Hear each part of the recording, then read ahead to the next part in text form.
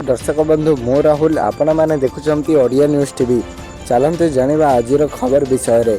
बांग्लादेश रे एक बड़ राजनीतिक संकटर सम्मुखीन होउची। देश में प्रबल हिंसा और विक्षोभ पर प्रधानमंत्री शेख हसीना निज पदरु इस्तीफा देइछंती।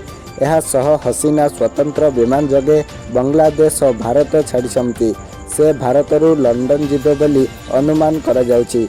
तेबे बांग्लादेश रे चलुथिबा विक्षोभ और हिंसा भितर एबे संख्यालघु हिंदू मानक प्रति मध्य विपद देखा जाइछि। सूचना अनुसार बांग्लादेश रे हिंदू मानक उपरे आक्रमण आरंभ हो जाइछि।